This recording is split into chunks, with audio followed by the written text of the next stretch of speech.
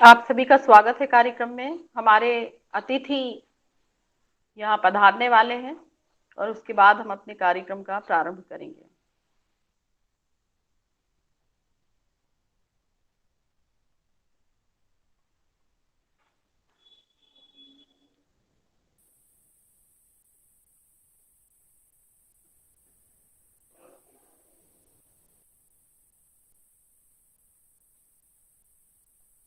मेरी आवाज आप तक पहुंच रही है प्रज्ञा? यस मैम, पर बहुत धीमी है आवाज। आवाज बहुत धीमी है। अब बताइए प्रज्ञा, बताइए अब आवाज आ रही है? यस मैम, अब आ रही है। हाँ, मैं दिख रही हूँ ठीक? Yes ma'am. अच्छा, नितिन सर बताएंगे कि हमारे अतिथि पधार चुके हैं। मुझे दिख नहीं पा रहे गैलरी में।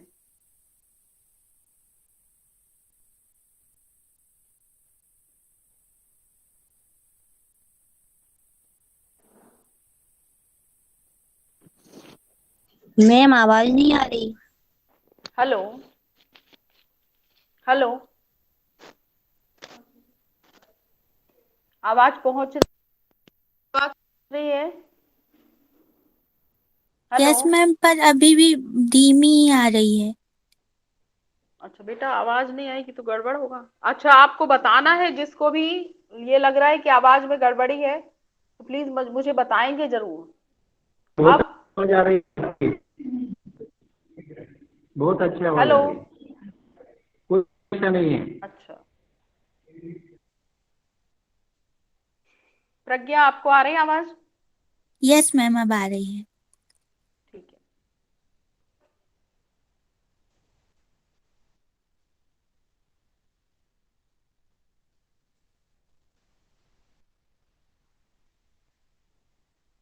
है। एडवोकेट तनु पुररिया जी हमारे बीच पधार चुकी है क्या?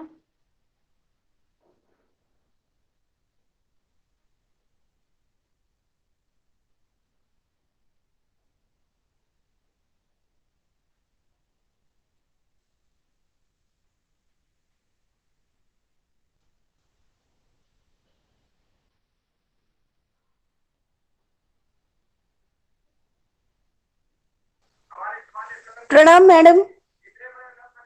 प्रणाम स्वाति, कैसी हो? खुश रहो। ठीक हूँ मैडम। कैमरा ऑन कर लें, देख लूं मैं आपको।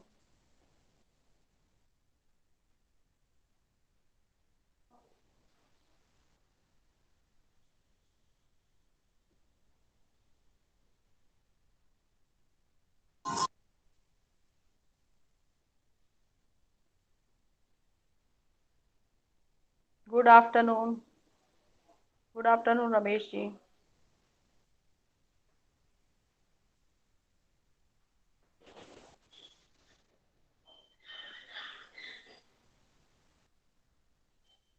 नितिन सर हमारे गेस्ट आ चुके हैं क्या? मुझे यहाँ नजर नहीं आ रहे हैं। आप बताएंगे?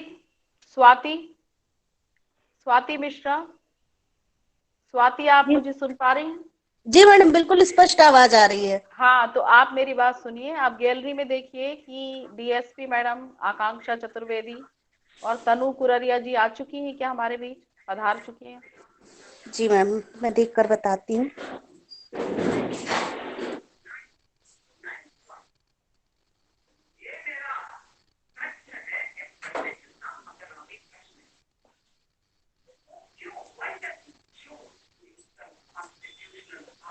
नहीं मैडम, अभी नहीं दिख रही हैं। अच्छा, अच्छा दिखेंगी तो आप मुझे बताइएगा। जी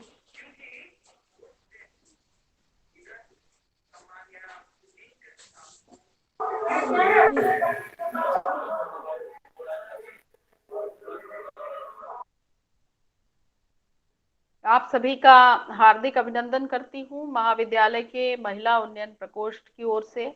आप सभी हमसे जुड़े हुए हैं, थोड़ा सा इंतजार और करिए, प्रतीक्षा में करनी पड़ेगी। हमारे अतिथि अभी हमसे जुड़ नहीं पाए हैं, शायद कोई तकनीकी कारणों से या किसी अन्य कारण से, तो हम थोड़ा उनका इंतजार कर लेते हैं।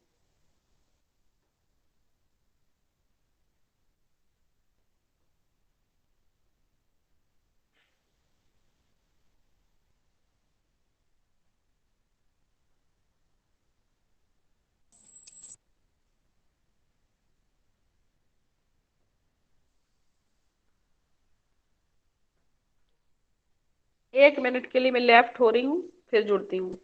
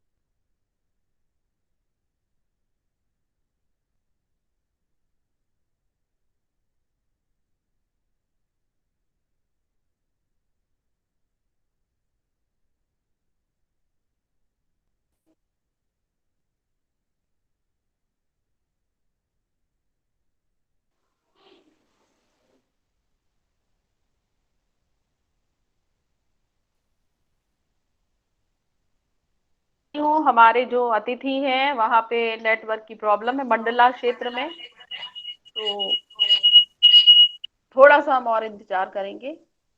तनु कुरारिया जी मुझे दिख रही हैं। तनु कुरारिया जी हमारे बीच पधार चुकी हैं, आज की मुख्य वक्ता।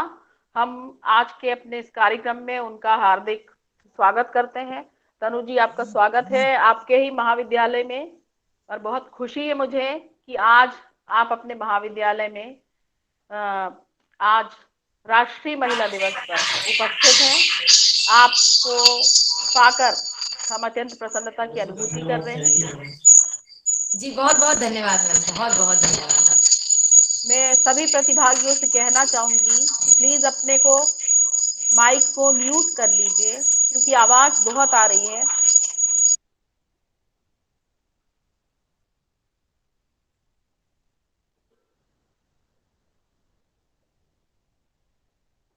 मेरी आवाज में कहीं आपको डिस्टरबेंस होगा, लगेगा तो आप प्लीज मुझे बताइए।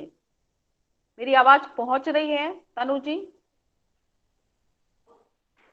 जी मैम, आपकी आवाज आ रही है। सपना मैडम का हार्दिक स्वागत करते हैं। हिंदी विभाग शांताराव मैडम भी हमसे जुड़ी हुई हैं, हमारी आदरणीय, उनको भी मैं नमस्कार करती हूँ। नमस्ते शांताराव मैडम, सभी जनों को। हाँ, बहुत अच्छा लगा कि आप हमसे जुड़ी हैं। जी जी जी। और भी प्रतिभागी मुझे दिखाई नहीं दे रहे हैं, लेकिन सबका मैं हार्दिक अभिनंदन कर रही हूँ। महाविद्यालय के महिला उन्नयन प्रकोष्ठ की ओर से हमारी जो टीम है, हमारी समिति है, डॉक्टर उषा केली मैडम की ओर से और पूरे महाविद्यालय की ओर से आज जो इतने लोग हमें यहाँ पे दिखाई दे रहे हैं, 90 के आसपास, उन सभी का मैं हार्दिक स्वागत करती हूँ। हमारे जो विद्यार्थी हैं निश्चित ही आज के इस कार्यक्रम से लाभान्वित होंगे। तो हम अपने जो मुख्य अतिथि हैं उनका इंतजार कर रहे हैं और वो तकनीकी कारणों से हमसे जुड़ नहीं पा रही हैं, क्योंकि मंडला में शायद उनकी नेटवर्क की प्रॉब्लम है। तो उन्होंने मुझे बताया है अभी कि मैडम 5-10 मिनट का समय और लगेगा, तो मैं तब तक इंतजार कर लेती हूँ, नहीं तो फिर हम कार्यक्रम की शुरुआत करेंगे। हमारे जो मुख्य वक्ता हमारे साथ आ चुकी हैं उनका हम व्याख्यान शुरू कर देंगे। तो हम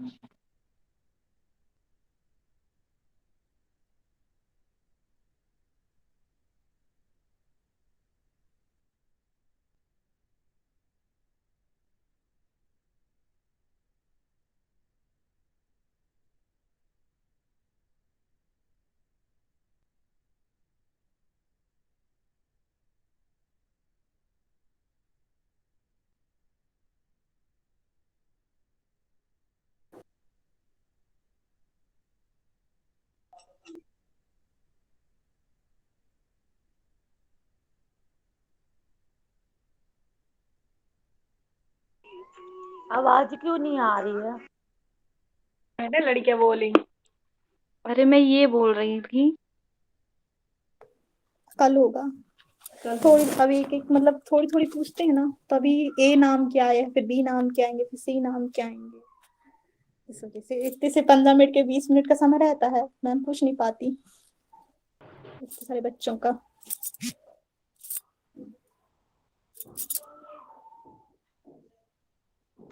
हेलो, हाँ हेलो। वो जिसमें दीनदयाल वाले क्वेश्चन आए वो कौन सा पेपर हैगा? कौन सा दीनदयाल? उद्यमिता का है। और उद्यमिता आप का लोग तो आज म्यूट हो क्यों हुआ? जाइए, टीचर है यहाँ पर।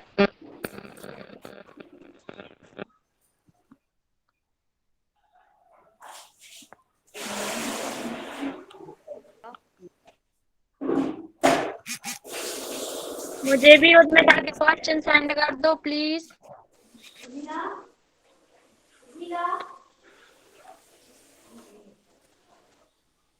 विलंब के लिए क्षमा चाहती हूँ। आप सब वेट कर रहे हैं, मैं कार्यक्रम की शुरुआत करती हूँ। तब तक हमारी जो मुख्य अतिथि हैं वो हमसे जुड़ जाएगी। उनकी जो टेक्निकल समस्या है मुझे लग रहा है कि दूर हो चुकी है, तो मैडम शीघ्र ही हमसे जुड़ेंगी। आकांक्षा चतुर्वेदी। मैडम जुड़ चुकी हैं क्या?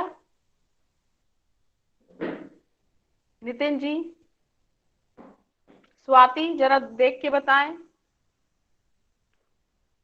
हमारी मुख्य अतिथि मैडम हमसे जुड़ चुकी हैं। जी मैडम, देख कर बताती हूँ। हाँ, मेरी आवाज पहुंच रही ना आप तक? तो मैं जी, कार्यक्रम स्पष्ट की आ रही है। शुरुआत, हाँ जी, तो मैं कार्यक्रम प्रारंभ कर देती हूँ। जी देखिए, हमारे महाविद्यालय का जो महिला उन्नयन प्रकोष्ठ है, उसकी IQAC के द्वारा और विश्व बैंक की अकादमिक गुणवत्ता परियोजना के अंतर्गत आज का यह कार्यक्रम आयोजित है। कार्यक्रम का विषय है समाज में बढ़ते अपराध और महिला सुरक्षा। ये विषय है। कार्यक्रम जो है हमारे महाविद्यालय की प्राचार्य और अतिरिक्त संचालक उच्च शिक्षा डॉक्टर लीला भलावी मैडम के कुशल मार्गदर्शन में प्रारंभ हो रहा है।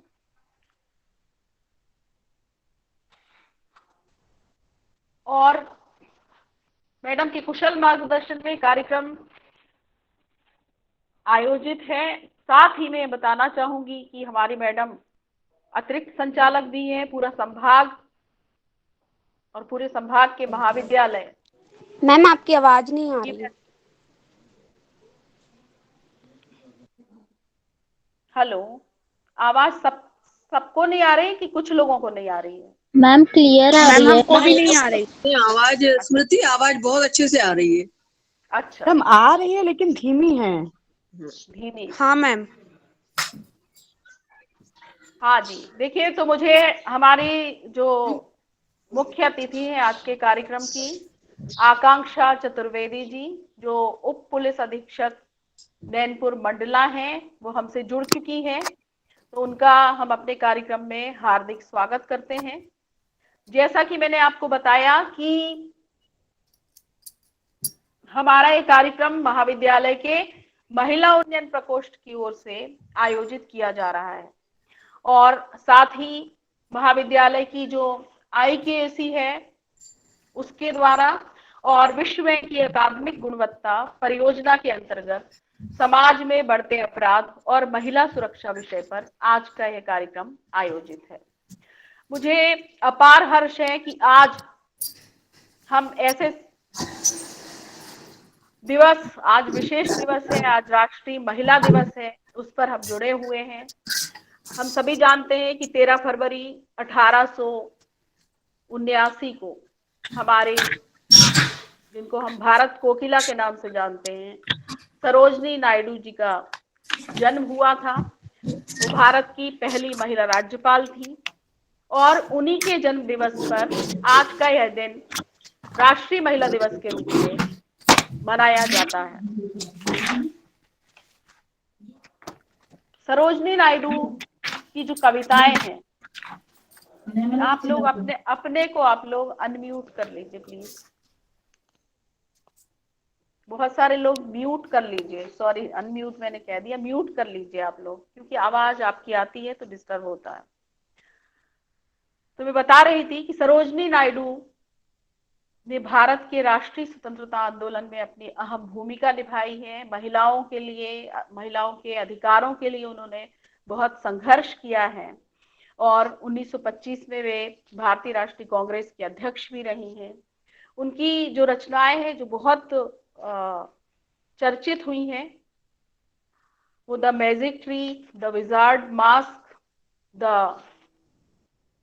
वर्ड ऑफ टाइम, ये इनकी रचनाएं जिन्होंने बहुत ही ख्याति प्राप्त की थी। तो आज उनका जन्मदिन भी है, और पूरा हमारा राष्ट्र आज 13 फरवरी को राष्ट्रीय महिला दिवस मना रहा है।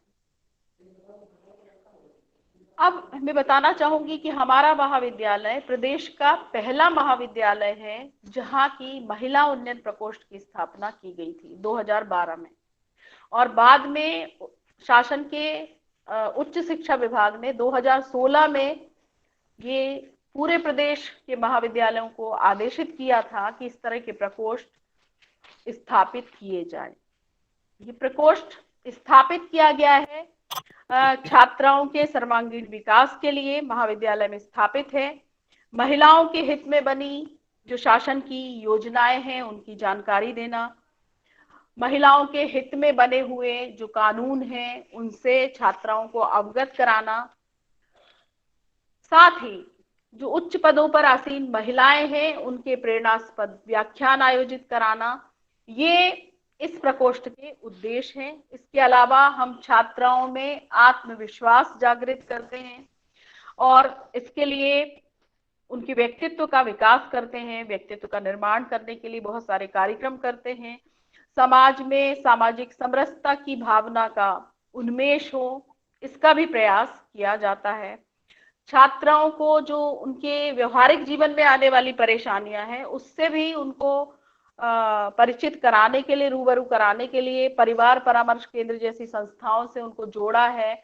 बहुत बार हमने उनका भ्रमण कराया है, बहुत सारे औद्योगिक जो क्षेत्र है उनका भ्रमण कराया है। कई बार कि स्वरोजगार की दिशा में छात्राएं आगे बढ़े, इसके लिए हमने कई औद्योगिक संस्थानों का भ्रमण भी कराया है। छात्राओं के अध्ययन समूह बनाकर उनके लिए साहित्यिक सांस्कृतिक कार्यक्रम आयोजित करते हैं और इसके अलावा हम एक बार दो बार ऐसा प्रयास करते हैं कि पूरा मंच छात्राओं को सौंप दिया जाए, जिससे कि उनके अंदर जो छुपी हुई प्रतिभा है वो सामने आ सके। तो आज आपको बताना चाहूंगी, बहुत गौरव की अनुभूति हो रही है मुझे कि आज हमारे बीच है हमारी मुख्य अतिथि। मैं नितिन जी से कहना चाहूंगी कि हमारी मुख्य अतिथि जी का कैमरा और उनको सामने आप करें क्योंकि वो दिख नहीं रही है। नितिन जी यदि मेरी बात सुन रहे हैं तो मैं कहना चाहूंगी कि हमारी मुख्य अतिथि आकांक्षा चतुर्वेदी जी। आकांक्षा जी। मैम मैं सुन पा रही हूँ आपको। हाँ जी दिख गई आप, ठीक है। मैं आपको देख नहीं पा रही थी तो आप सामने रहिए। तो मैं कहना चाहूंगी कि आकांक्षा चतुर्वेदी जी आज हमारे बीच उपस्थित हैं और मैं बहुत प्रसन्नता के साथ बताना चाहूंगी कि आकांक्षा चतुर्वेदी इसी शासकीय मानकुंवर बाई कला एवं वाणिज्य महिला महाविद्यालय की भूतपूर्व छात्रा हैं। आपने 2008 में इसी महाविद्यालय से स्नातक की उपाधि प्राप्त की थी और पूरे कला संकाय में आपने सर्वोच्च स्थान प्राप्त किया था, स्वर्ण पदक प्राप्त किया था और फिर यहाँ से अपने आगे की पढ़ाई के लिए आप दिल्ली विश्वविद्यालय चली गई थी।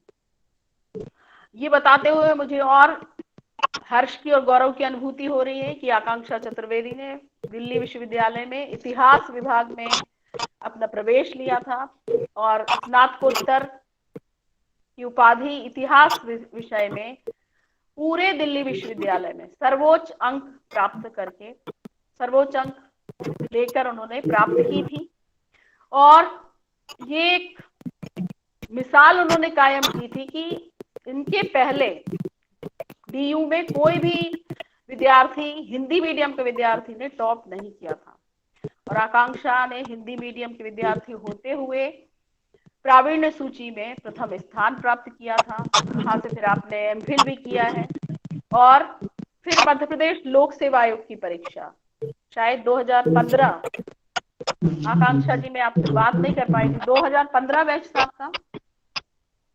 मैम 2013 की पीएससी थी, रिजल्ट आते आते 16 हो गया था ज्वाइनिंग सत्र में। जी तो देखिए 2013 बैच की पीएससी में मध्य प्रदेश लोक सेवा आयोग में वे चयनित हुई उप पुलिस अधीक्षक के पद पर और अभी वर्तमान में नैनपुर मंडला में डीएसपी के पद पर कार्य कर रही हैं।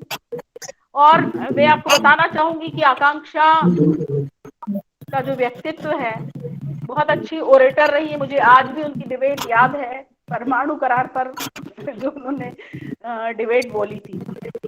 तो अपने अकाट्य तर्कों से अपने जो प्रतिद्वंदी वक्ता है, देखिए किसका माइक जो है वो म्यूट नहीं है, प्लीज अपने माइक म्यूट कर लीजिए। सारे प्रतिभागियों से मैं बार बार निवेदन कर रही हूँ कि आप अपने माइक जो है म्यूट कर लें, नहीं तो पूरी आवाज आपकी डिस्टर्ब होती है। और जिया नाम की कोई छात्रा, मेरी छात्राएं भी यहाँ जुड़ी है, जिया नाम की छात्रा बार बार मुझे कॉल कर रही है और आपके कॉल करने से मैं इस मीटिंग से हट जाती हूँ। तो कृपया जब तक ये कार्यक्रम चल रहा है मुझे फोन नहीं करें। तो आकांक्षा अपने विद्यार्थी जीवन में बहुत अच्छी ओरेटर रही हैं और युवा महोत्सव में हमेशा अपने डिबेट में प्रथम स्थान प्राप्त किया है। ये भी मैं बताना चाहूंगी कि आपका व्यक्तित्व अनुशासन में ढला हुआ व्यक्तित्व है, संस्कारों से परिपूर्ण व्यक्तित्व है।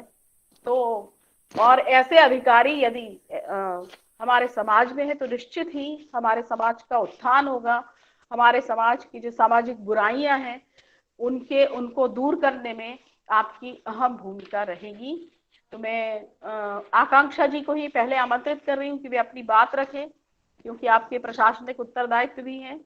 और फिर बाद में मैं अपने मुख्य वक्ता एडवोकेट तनु कुररिया जी से बात करूंगी। बहुत ही सम्मान के साथ मैं आमंत्रित कर रही हूँ आकांक्षा चतुर्वेदी जी को।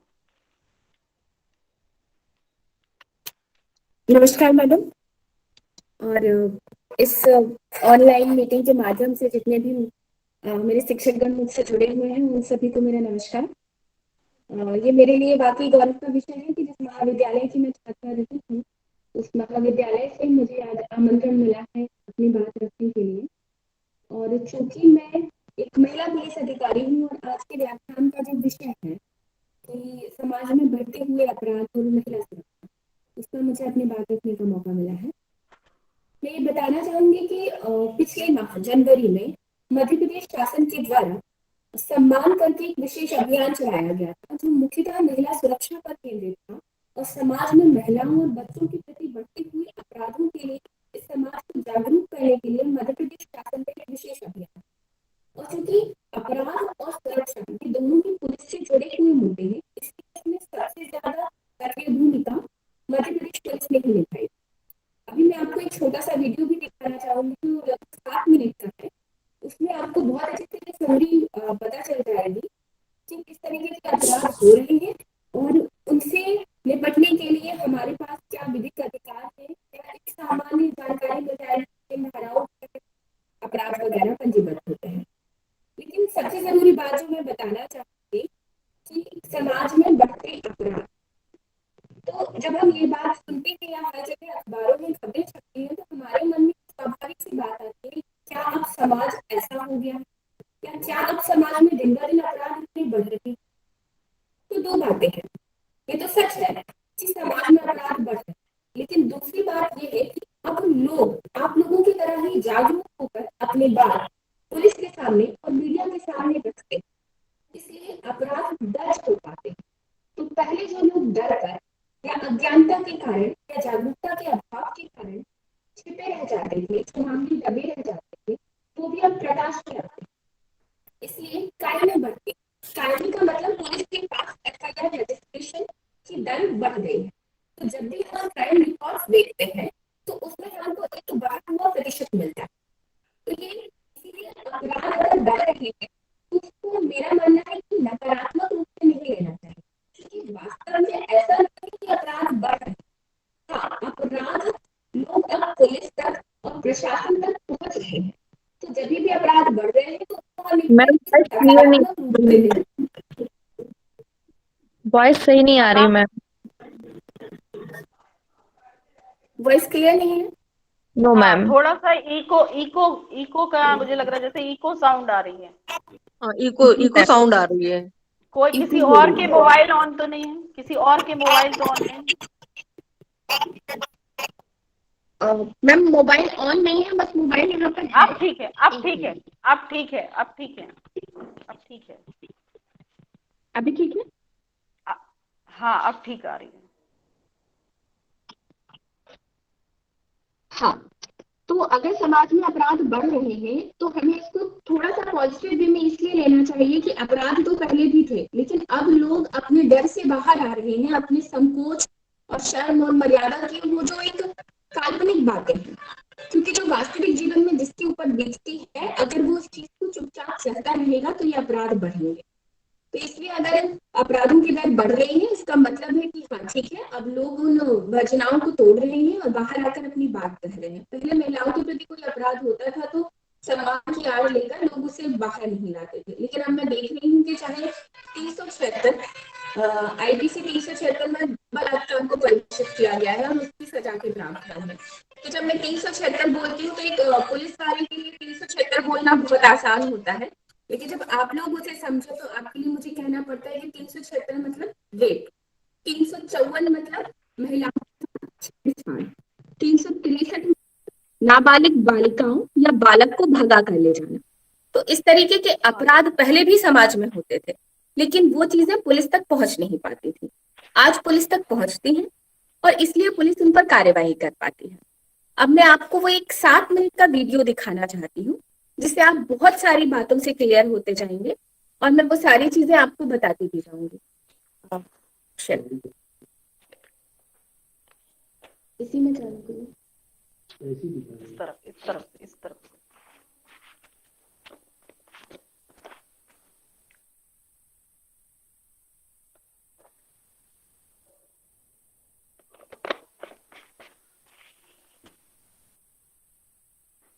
तो पिछले माह जो अभियान चला था उसमें एक शुभंकर बनाई थी उन्होंने, गुड्डी नाम की। गुड्डी वास्तव में एक किशोरी है, किशोर अवस्था की बालिका है, जो ना केवल खुद जागरूक है बल्कि समाज को भी उस चीज के लिए जागरूक करती है। तो कार्टून के माध्यम से किस तरीके से उसको मध्य प्रदेश शासन और पुलिस ने प्रेजेंट करने की कोशिश की है, तो वो आप तक पहुंचाना चाहती हूँ।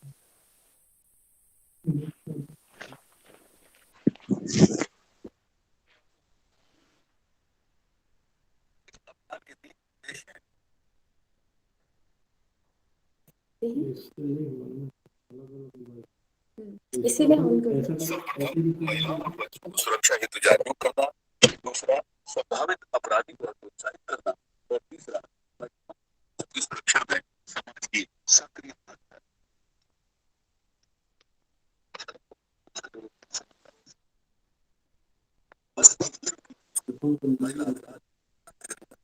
क्या आवाज क्लियर आ रही है और आप लोग इसे देख पा रहे हैं?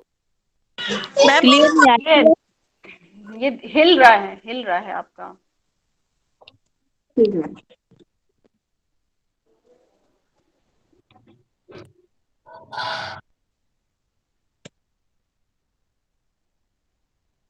मैम क्या अभी ये क्लियर है? क्लियर तो नहीं दिख रहा है आकांक्षा, और हिल भी रहा है। मैम तो मैं इसे सुनाने के साथ साथ बताती जाऊंगी चीजें। हाँ, आप बताते जाइए। महिलाओं और बच्चों को जागरूक करना। आंकड़े बताते हैं कि बलात्कार के प्रतिशत नहीं शेष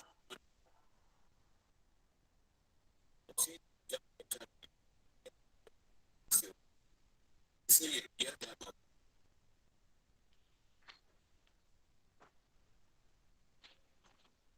मैं बताना चाहूंगी कि कुछ तकनीकी कारणों से इसको हम अच्छे से नहीं देख पा रहे हैं, आवाज भी नहीं आ पा रही है। तो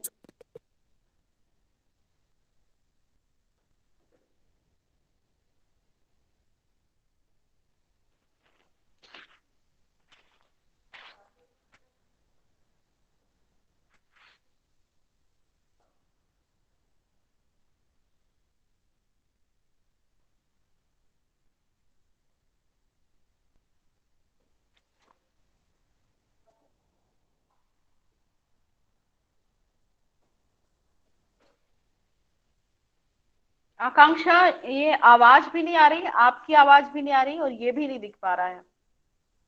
तो प्लीज आप अपनी बात जारी रखिए।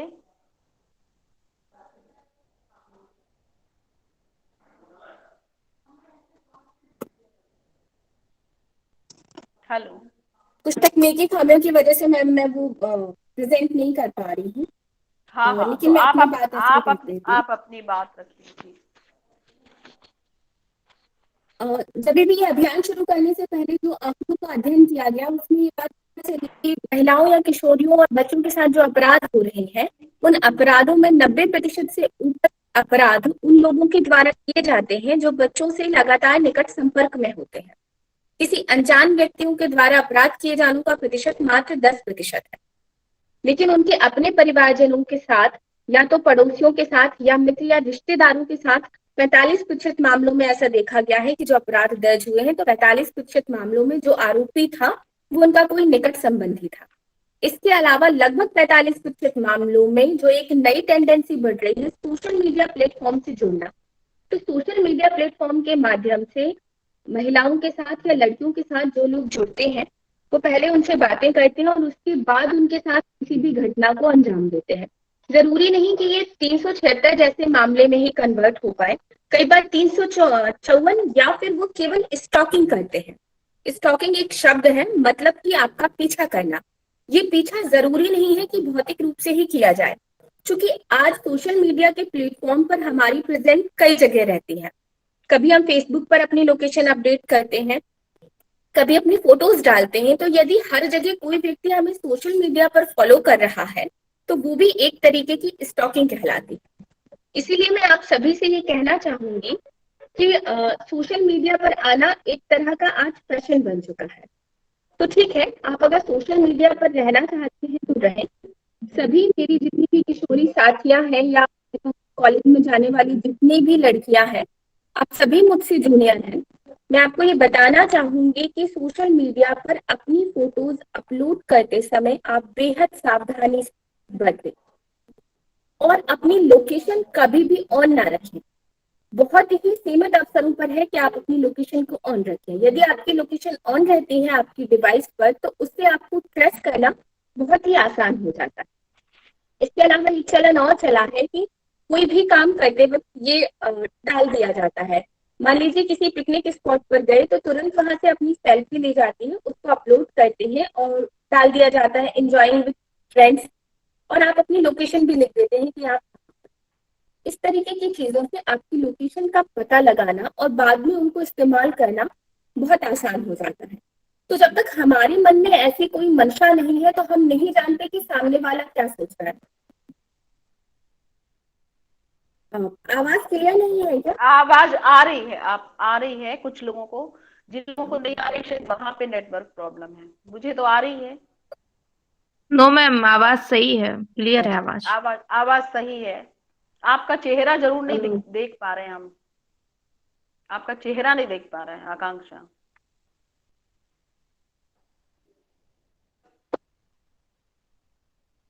मैम अभी भी चेहरा नहीं है, देख पा रहे हैं मेरा?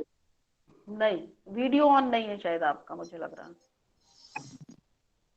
आवाज तो आ रही है तो आप बोल सकते हैं, पर चेहरा दिखता है तो हम लोगों को अच्छा लगता है। जी मैडम। मैम इसके अलावा मैं चाहूंगी कि चूंकि मैं उसी कॉलेज से पढ़ी हुई हूँ और मुझे अभी कॉलेज को छोड़े हुए ज्यादा उम्र भी नहीं हुई है, तो यदि गर्ल्स मुझसे जनरली कोई क्वेश्चन पूछना चाहती हैं तो एक क्वेश्चन आंसर सेशन में मैं उनके पर्सनली सवाल का जवाब दे दूं। बिल्कुल। तो हमारे जो छात्राएं जुड़ी हुई हैं, प्रज्ञा, यदि आपके मन में कोई सवाल है या आप लोग जहां से आते हैं आपको ऐसा लगता है कोई आपका पीछा कर रहा है, बस में कई बच्चे आते हैं, तो आपको यदि ऐसी कोई समस्या है, मैडम आपको अपना नंबर भी देंगी, आपको जो हेल्पलाइन नंबर है वो भी देंगी। आप लोग प्लीज अपनी बात रख सकते हैं क्योंकि ऐसा मौका फिर आपको नहीं मिलेगा। तो आप, ये बहुत अच्छी बात है कि ये व्याख्यान के बदले प्रश्नोत्तर सेशन में बदल जाए हमारा कार्यक्रम। Hello ma'am, I have a question. हाँ जी, पूछे। Good afternoon ma'am. Good afternoon. हाँ, कौन बोल रहे हैं? स्मृति मिश्रा। स्मृति मिश्रा जी। मैम मैं आपसे बहुत इंस्पायर्ड हूँ और आप हमारे ही कॉलेज से हैं तो और भी ज्यादा इंस्पिरेशन मिलती है हमें। मैं प्रिपरेशन के बेस पे क्वेश्चन करना चाहती हूँ कि मैम आपकी प्रिपरेशन कैसी रही और प्रिपरेशन कैसे की आपने, उस पर थोड़ा सा आप बस बता दीजिए। देखिए, थैंक यू कि आप मुझसे इंस्पायर हैं और मुझे अच्छा लगेगा आप सभी को मार्गदर्शित करने में, लेकिन आज के जो हमारे व्याख्यान का विषय है हम उससे भटक जाएंगे। तो अभी आप मेरा पर्सनल नंबर ले लीजिएगा, आप सभी को मार्गदर्शित करने में मुझे खुशी होगी, लेकिन ये सेशन अगर हम सिर्फ महिला सुरक्षा और आप लोगों की जागरूकता पर केंद्रित रखें तो वो बेहतर होगा। मुझे खुशी होगी, मैं अपना नंबर दूंगी, आप लोग इसको बात कर लीजिए। Hello ma'am. Yes ma'am, thank you ma'am. I have a question, ma'am. Good afternoon, ma'am. Hello, प्रश्न पूछे। जी मैम। बेटा, ओहो। मैम कांचना मैम नाम है आपका, राइट? हाँ जी, हाँ हाँ हाँ, जी। जी पूछिए। मैम, तो मुझे ये पूछना था कि आपने अभी बताया कि कोई आपको फॉलो कर रहा है तो उसके बारे में क्वेश्चन कर सकते हो। अगर कोई फॉलो कर रहा है हम लोगों हम्म। को, तो हम लोग बिना प्रूफ के तो पुलिस स्टेशन जा नहीं सकते कि नहीं मैम मुझे ये फॉलो कर रहा है। तो और अगर उसके बारे में बताए कि नहीं मैम ये फॉलो कर रहा है, अगर उस इंसान ने कह दिया आपके पास प्रूफ क्या है, और वो सच में फॉलो कर रहा है, तो मैम प्रूफ कैसे दें आपको कि नहीं मैम वो फॉलो कर रहा है हमें? क्योंकि उसके पास तो ये आंसर हो जाएगा कि मैं आपको फॉलो तो कर नहीं रहा हूँ, और मतलब कोई भी लड़की परेशान है उस लड़के से, लेकिन प्रूफ नहीं है। तो मैम प्लीज इसमें कुछ आप बता दीजिए। कोई बात नहीं, देखिए वो आपको फॉलो भौतिक रूप से कर रहा है, मतलब आप जहाँ जाते हैं वहां वास्तव में आपके पीछे पीछे चलने लगता है, या सोशल मीडिया पर फॉलो करता है? जी मैम, मैं अपने बारे में नहीं, मैं सिर्फ एक जनरली क्वेश्चन नहीं नहीं, कर मैं रही हूँ, किसी मैं के भी अपने। बारे में बात कर रही हूँ। मान लीजिए हाँ किसी मैम। लड़की को, आपका प्रश्न क्या है कि पीछे पीछे सीधे चलना या सोशल मीडिया पर फॉलो करना? फॉलो, भौतिक रूप से फॉलो कहें जिसे तो। भौतिक रूप से फॉलो करना। जी। तो इसके लिए आपको प्रूफ लेकर जाने की थाने में बिल्कुल भी जरूरत नहीं है। ये तो आप मैम लोग सुन लें कि किसी भी तो बिना। पीड़िता को, और खासकर महिला अपराध में यदि कोई व्यक्ति है, आप सिर्फ थाने पर जाकर अपनी बात रखिए। आप बताइए कि मतलब जो भी व्यक्ति है, मान लीजिए कोई बी नाम की लड़की है जिसके साथ ऐसा हो रहा है, तो बी नाम की लड़की थाने जाए। वो थाने में जाकर कहे कि मेरे साथ ऐसा ऐसा हो रहा है। उससे ज्यादा से ज्यादा ये पूछा जाएगा कि किस वक्त आप कहाँ जाती हो और किस वक्त वो आपका पीछा करता है। यदि उसने फॉलो किया है तो वो बी नाम की लड़की बता देगी कि भाई मैं अपने घर से कोचिंग जाती हूँ शाम 7 बजे, जब वो मेरे पीछे जाता है। पुलिस को कोई प्रूफ नहीं चाहिए, पुलिस उस दिन 7 बजे आपके पीछे पीछे जाएगी, वो लड़का अगर मिला तो उसे पकड़ा जाएगा। नहीं मिलता है तो अगले 4 दिन 5 दिन जाएगी, जिस भी दिन मिलेगा पकड़ा जाएगा। सबूत देना कभी भी बी नाम की लड़की की जिम्मेदारी नहीं रही, वो पुलिस की जिम्मेदारी। जी ma'am, thank you ma'am. Hello और भी मैम, पूछ मैं ले आप लोग। देखिए जब भी हाँ, हम बोल रही हूँ मैं। हेलो, मेरी आवाज आ रही है मैम? हाँ आ रही है, यस मैम। भावना पूछे। हाँ जी, पूछे हाँ आप लोग। बताएं। हाँ, मैं पूछना चाहती हूँ कि ये बात सही है जैसे आपने कहा कि पहले लोग बोलते नहीं थे इसलिए बहुत से अपराध सामने नहीं आते थे।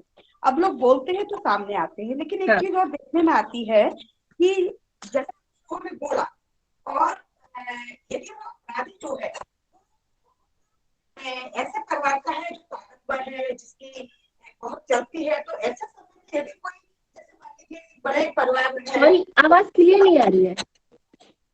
जैसे मान लीजिए मैं कोई बड़ा परिवार मैं है जिस अ, जिसका लड़का अपने, मान लीजिए उसके घर में कोई बाई आ रही है, उसकी बेटी को छेड़ रहा है या बाई को ही छेड़ रहा है, और वो बहुत ज्यादा त्रस्त हो गई है, काम तो छोड़ नहीं सकती क्योंकि मजबूरी है। तो ऐसे समय में यदि वो शिकायत भी करती है तो कई बार उनकी शिकायत को सुना नहीं जाता है। जैसे हम मीडिया में भी देखते हैं, न्यूज़पेपर में भी देखते हो, हम तो मतलब अपने आसपास भी ऐसे बहुत सारे उदाहरण देखते हैं जिनमें कई बार जब लड़की जाकर के शिकायत कर रही है, कोई महिला शिकायत कर रही है, तो पहली बार में उसकी शिकायत सुनी नहीं जाती है। तो ये क्यों होता है? क्यों नहीं हर महिला को, चाहे वो गरीब हो, मजदूर हो, चाहे वो पैसे वाली हो या प्रोफेशनल हो, पहली बार में उस लड़की की बात पर ध्यान क्यों नहीं दिया जाता है? ये मतलब मेरा अपना प्रश्न है, मुझे ऐसा लगता है, और मैंने ऐसा कई जगह महसूस किया है क्योंकि मैं एक सामाजिक कार्यकर्ता के रूप में भी कार्य करती हूँ, और मैंने ऐसे बहुत सारे केसेस देखे भी हैं कि कई बार अगर वो गरीब है, मजदूर है, तो उसकी बात इतनी आसानी से नहीं सुनी जाती है। लेकिन महिला तो महिला है, वो किसी भी वर्ग की क्यों ना हो, और उसकी सुरक्षा उसका अधिकार है। तो इसके बारे में मैं थोड़ा जानना चाहती हूँ कि पुलिस की क्या प्रतिक्रिया होनी चाहिए। आपका कहना है कि उनकी बात सुनी नहीं जाती है। पहली बार में उनकी बात नहीं सुनी जाती है। इनका प्रश्न है कि वर्ग भेद यहाँ पे आ गया, कि जो महिला गरीब है या कमजोर तबके की है उसकी बात आसानी से नहीं सुनी जाती, एक बार में विश्वास नहीं किया जाता। तो कहीं ये हमारे सामाजिक ढांचे में बुनियादी कुछ कोई खामी है, खराबी है, ये वो कहना चाहती हैं। तो पुलिस की क्या भूमिका है या किस तरह से, तो आप स्पष्ट करेंगे? देखिए क्या होता है कि कहीं ना कहीं जो पुलिस तो आपकी बात सुनेगी, जो पुलिस को सुनना चाहिए, हम किसी भी एक चीज को सार्वजनिक रूप से या सार्वभौमिक रूप से सभी पर नहीं कर सकते। मैं ये मानती हूँ कि हो सकता है कि जब पुलिस थाने जाते हैं तो 30%, 35% ऐसा होता हो कि उनकी बात को गंभीरता से नहीं लिया जाता हो। लेकिन बात यह है कि यदि शिकायत करने वाला अपनी बात पर अड़ा रहेगा तो पुलिस की बाध्यता ही नहीं मजबूरी बन जाती है कि आप उनकी बात को सुने। और अब तो ये बहुत अच्छी बात है कि हमारे पास पुलिस एकमात्र विकल्प नहीं रह गया है जिसके पास आप जाए। थाने जाइए, थाने में अगर आपकी बात नहीं सुनी जाती है तो इसके अलावा आप 100 नंबर डायल कर दीजिए। आप सिर्फ 100 नंबर डायल करेंगी तो ये पुलिस की मजबूरी है कि जिस जगह से फोन आता है पुलिस उस जगह जाती है। और शायद आपको लगता हो कि जब आप डायल 100 पर कॉल करते हैं तो वो सीधे पुलिस थाने लगता है, लेकिन डायल 100 पर कॉल जब किया जाता है तो वो भोपाल में एक अलग से मुख्यालय बना हुआ है, उसके पास कॉल जाता है। फिर वो मुख्यालय से कॉल जाता है संबंधित थाना प्रभारी को, संबंधित थाने की 100 नंबर की गाड़ी को और संबंधित थाने के डीएसपी को कि यहाँ पर यह घटना हुई है।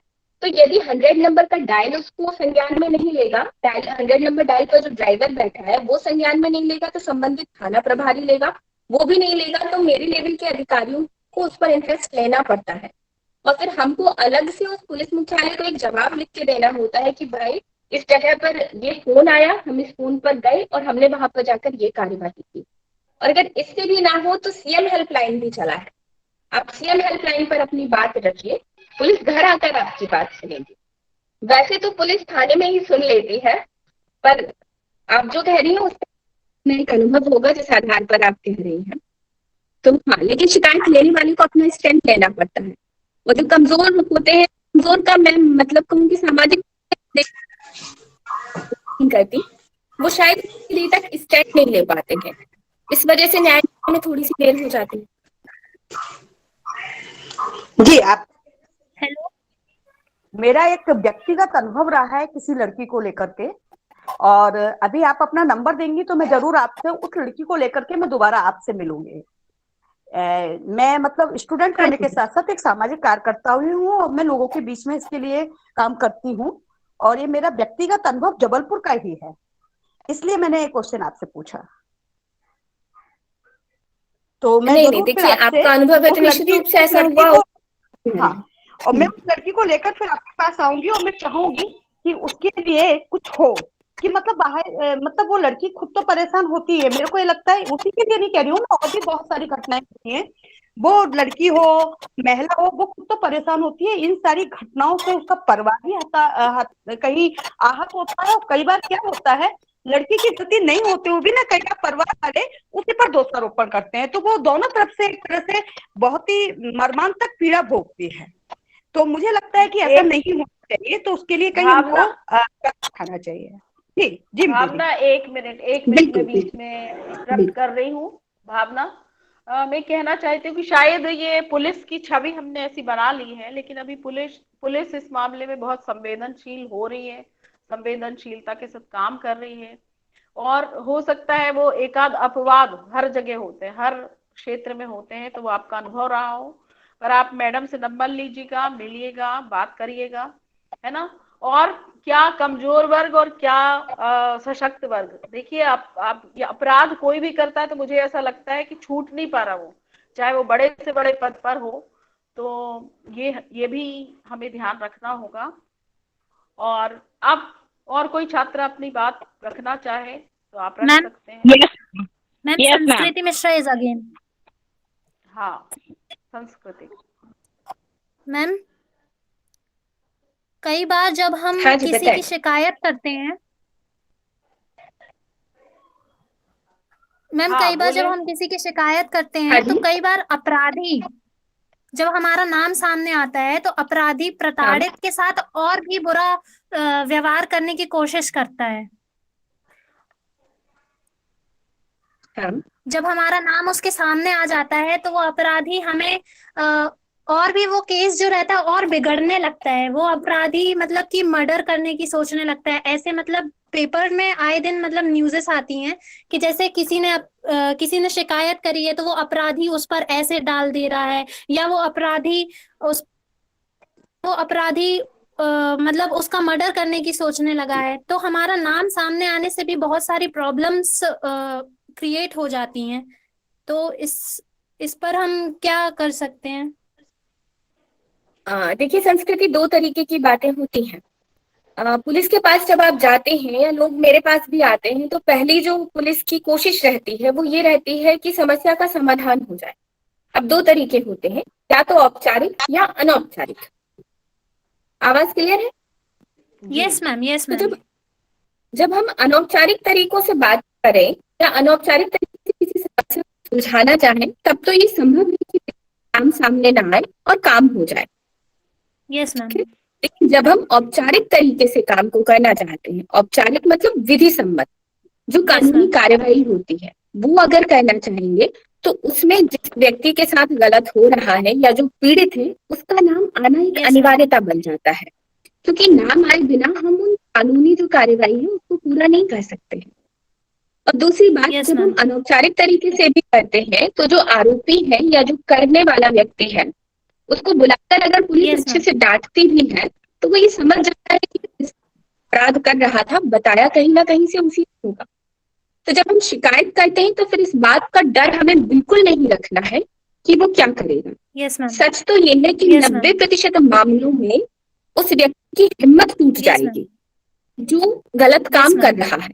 और यदि 10% मामलों में कहीं से वो बिल्कुल ही आपराधिक प्रवृत्ति का है, या वो ये ठान के लड़की को या संबंधित व्यक्ति को नुकसान पहुंचाना है, तो उसमें शिकायत करने वाला और पुलिस अगर थोड़ी सी अतिरिक्त सावधानी रखे, तो जब वो दोबारा ऐसा कुछ करने की कोशिश करेगा, उसी समय उसको रोका जा सकता है।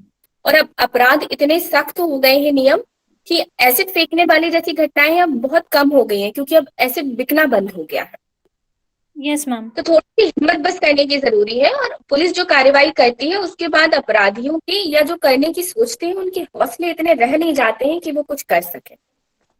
तो ये तो पुलिस सिर्फ खड़े होकर अच्छे से डांट देती है तो लोगों की हौसले पस्त हो जाते हैं। हाँ, मैं ये मानती हूँ कि कई बार पुलिस के पास काम इतना ज्यादा होता है, या वो समस्याओं को सही समय पर गंभीरता से ले नहीं पाते हैं, तो इस वजह से कुछ चूक होती होगी कुछ जगहों पर। पर 80% मामलों में अगर पुलिस आरोपी को बोल दे, ढंग से डांट दे, या उस पर एक कार्रवाई कर दे। एक 151 के तहत एक कार्रवाई होती है, जिसमें अगर ऐसा लगता है कि कोई व्यक्ति अभी ही कोई अपराध कर सकता है, तो उसको हम 24 घंटे 48 घंटे की जेल पहुंचा सकते हैं। तो अगर वो कार्रवाई हो जाती है, तो भी लोग सीधे हो जाते हैं। लेकिन इस डर से कि वो कुछ और गलत कर देगा, रहना है। मैम, आवाज क्लियर नहीं है?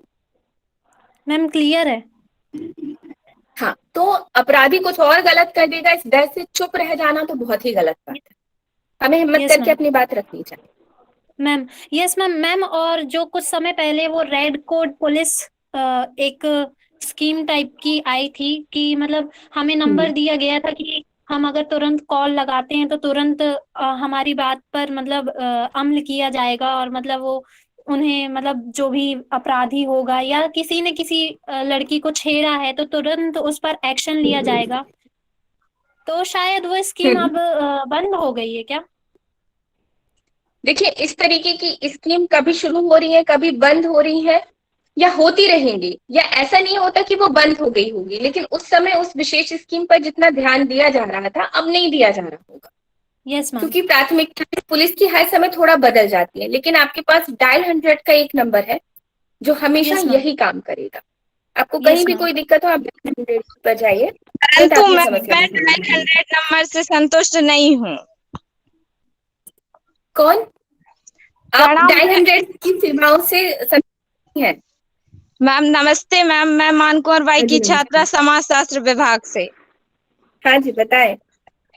आपने जो बोला 100 नंबर डायल करने से वो हमारी प्रॉब्लम को हल करते हैं, परंतु ऐसा नहीं है। वो आते जरूर हैं हल करने के लिए, परंतु वो मैं उस बात से संतुष्ट नहीं हूँ, क्योंकि वो समझाइश बस करते हैं और कोई एक्शन नहीं लेते हैं। मेरा केस है एक घरेलू हिंसा पर। मैंने उनकी सामाजिक तौर पर, कानूनी तौर पर मदद करने की कोशिश की है। कानूनी तौर पर मैंने 3 बार शिकायत करवाई है, परंतु मेरी प्रॉब्लम का कोई सलूशन नहीं निकला है। तो मैं ये आप जानना चाहती हूँ, जब कानूनी तौर पे अगर हम उनकी मदद नहीं कर पाते हैं तो क्या हमारे पास कोई रास्ता है जिससे हम उनकी सामाजिक तौर पे मदद कर सकें? देखिए, दो तरीके हैं।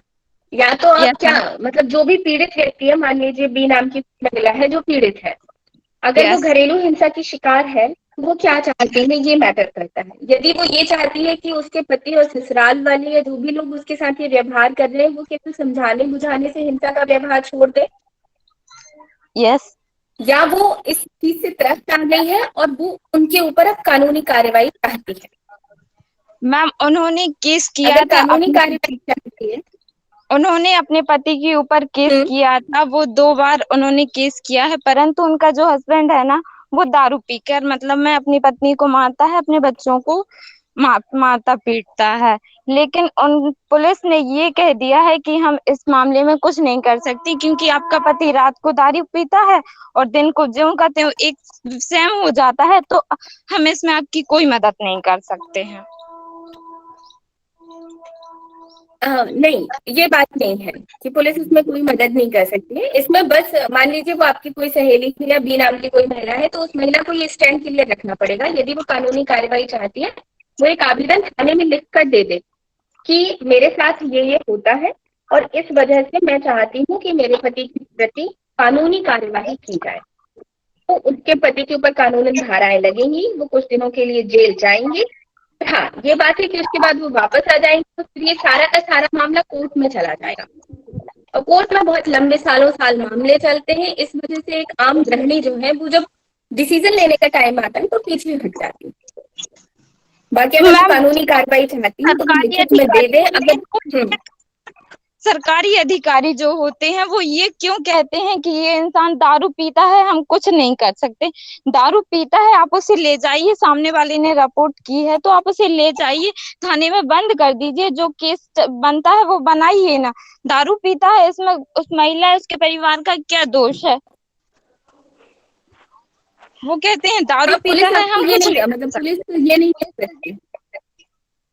नहीं, पुलिस ऐसा नहीं कह सकती कि दारू पीता है तो कुछ नहीं कर सकते। अगर महिला कह दे कि नहीं, हम चाहते हैं कि आप इसको जेल भेजो मैम, और उन लिख के लोगों दे ने दें, कहा तो है, वो एक कायम बार नहीं कायम उन रहेगी। लोगों ने 3 बार शिकायत दर्ज करवाई है, परंतु फिर भी उनकी कोई शिकायत नहीं होती है। तो मैं सिर्फ, ठीक है, वो अगर हम उनकी कानूनी तौर पे कोई मदद नहीं कर पाते तो मैं सिर्फ इतना जानना चाहती हूँ कि क्या हम उनकी सामाजिक तौर पे या किसी भी और तौर से उनकी मदद कर सकते हैं?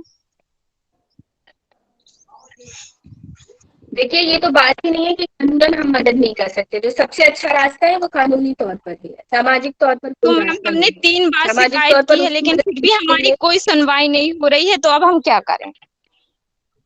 बेटा आप कहाँ से बोल रहे हैं? यदि सपना ऐसा लगता जबलपुर है तो से अब आप बाहर थाने न जुड़े। स्तर से ऊपर जाएं।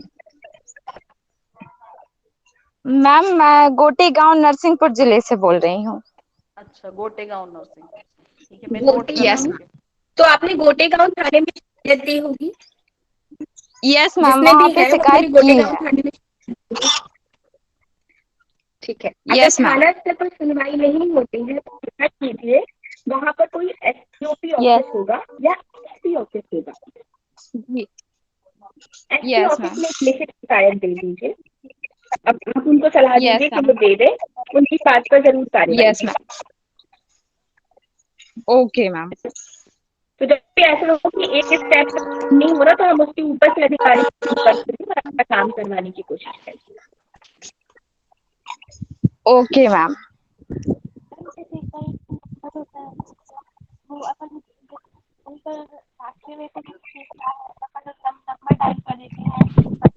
धन्यवाद मैम, आपने हमें बहुत अच्छी जानकारी दी, उसके लिए आपका बहुत बहुत धन्यवाद। और कोई छात्रा पूछना चाहती है? देखिए, आपकी जो समस्याएं हैं उनका समाधान कितने अच्छे से आकांक्षा मैडम कर रही हैं, तो आप पूछना चाहें तो पूछ लीजिए। मैम नमस्ते मैम, मैं श्वेता शुक्ला। मैम जैसे कि हाँ, कहीं बाल पर अपन हैं रास्ते में और कोई लड़का छेड़ रहा है मैम, जैसे कोई नंबर होता है अपन लोग डायल कर देते हैं, वहीं से वहीं पर सेवा पहुंचा दी जाती है मैम, उसके बारे में क्लियर बता दीजिए। मैं सुन नहीं पा रही हूँ आपको। खरीदना है, किसी को समोसे बड़े बेचना हो तो ले लो। बाल कुमारी, आपकी आवाज स्पष्ट नहीं आ रही है। आप थोड़ा सा कोशिश करिए कि आपकी आवाज आए, शायद कोई तकनीकी गड़बड़ी है। ये बोल रहे हैं जैसे कि हम लोग कहीं जाते हैं हाँ, आ रहे हैं रास्ते में कोई छेड़ रहा है, तो जैसे अभी वीडियो आई थी तो क्या कहते कोई एसिड वाली, अपन कोई नंबर डायल कर देते हैं तो वो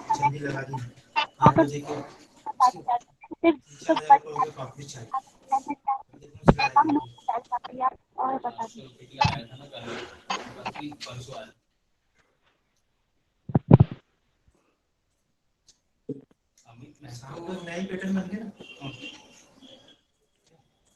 बाकी लोग अपने माइक जो है वो म्यूट कर लीजिए प्लीज। ये इनका कहना है कि यदि कहीं जा रही है और इनको कोई छेड़छाड़ करता है तो क्या कर सकते हैं। बाल कुमारी जी का प्रश्न है।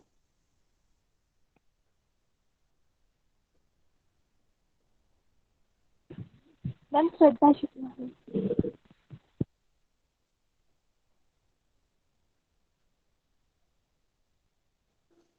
जब तक कोई और प्रश्न पूछ ले जिनकी आवाज स्पष्ट आ रही है।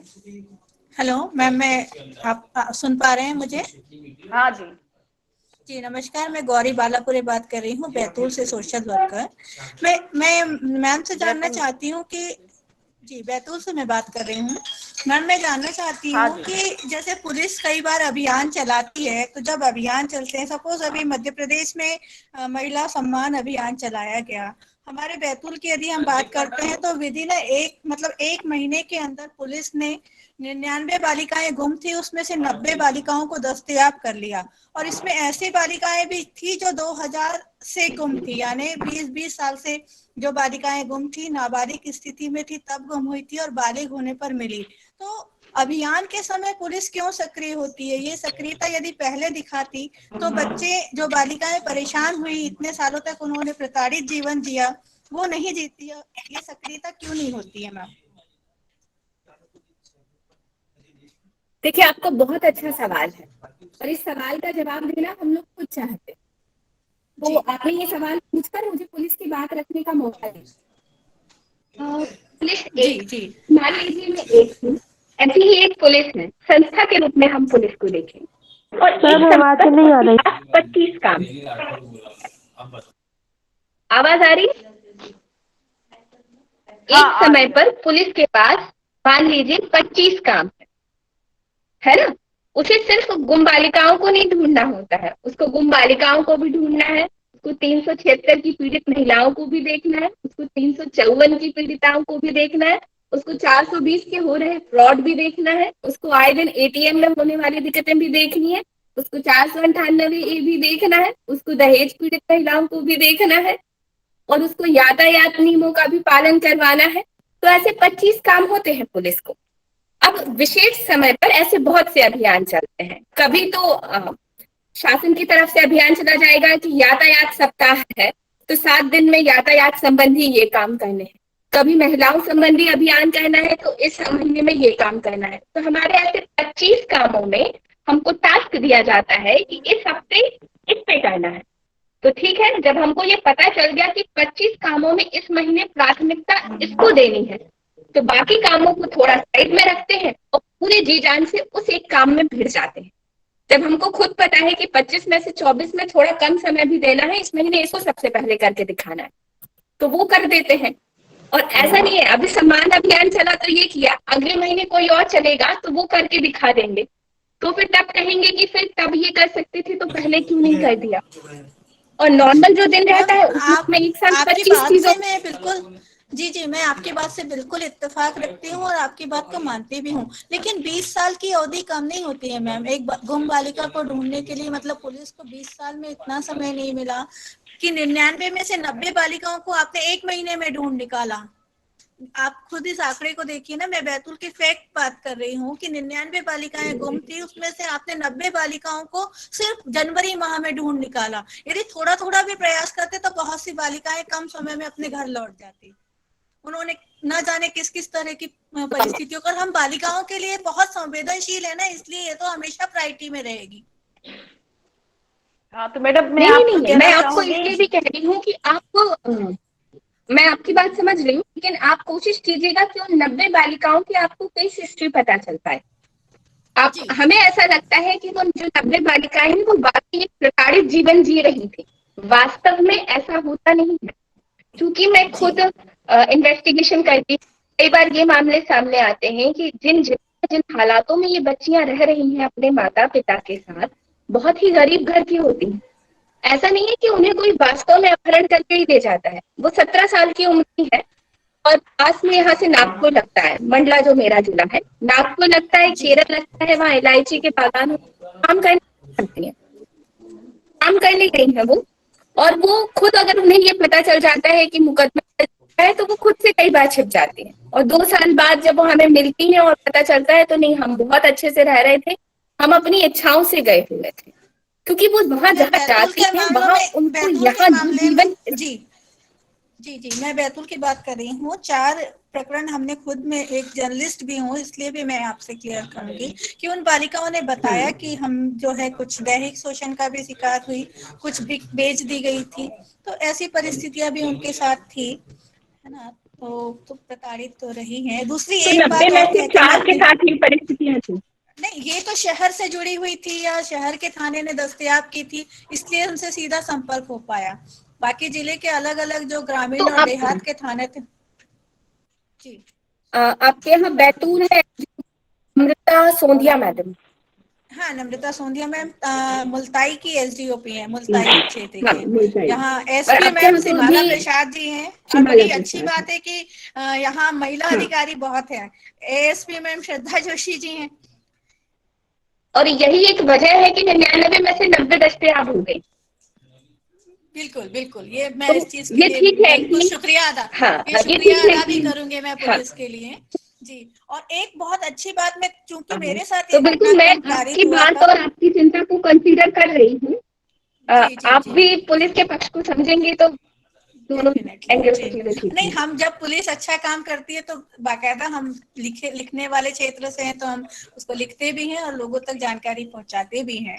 मैं एक बात अपने विषय में कहना चाहूंगी कि पिछले 3 महीने पहले मुझे एक व्यक्ति ने जो है फेसबुक पर जान से मारने की धमकी दी। मैंने उसकी शिकायत की, लेकिन आज तक उस मामले का चालान तक पेश नहीं हुआ। ये मेरे साथ हुआ घटनाक्रम है। यदि कल को ये स्थिति होती है कि मुझ पर यदि अटेम्प्ट किया जाता है या मुझे मारने की कोशिश की जाती है, तो ऐसे मामलों में क्यों पुलिस सक्रियता नहीं दिखाती है? तो शहर के बीच की बात है, थाने से 500 मीटर की दूरी पर व्यक्ति मिल जाएगा आसानी से। मैडम आपका गौरी बालापुरे, गौरी बालापुरे, गौरी बालापुरे। एवं फेसबुक पर यदि शिकायत, जी फेसबुक पर यदि जान से मारने की धमकी दी गई है तो पुलिस जाकर मेरे घर का नक्शा बना रही है, जबकि मेरी जानकारी में है कि इस तरह का घटनाक्रम नहीं होता। मतलब आप ये बताना चाह रहे हैं कि मैडम आप चिंता मत कीजिए, हम कुछ कर रहे हैं, हम कार्रवाई कर रहे हैं। तो ये चीजें नहीं होनी चाहिए। तो अगर उस मामले में एफआईआर हो गई है, जी यदि एफआईआर हो गई है तो हम तो वो 3 महीने तक अभी उन्होंने चालान पेश नहीं किया। ये सबसे आश्चर्यजनक बात है, क्योंकि उनको चालान पेश करना पड़ेगा। नक्शा मौका वाली जो बात है जी, फेसबुक पर यदि शिकायत मतलब वो हुई है, मतलब कहने चाहिए कि धमकी फेसबुक पर दी गई है, तो घर पर जाकर नक्शा कारित करने की क्या आवश्यकता है? घटना इस तो घर तो है नहीं।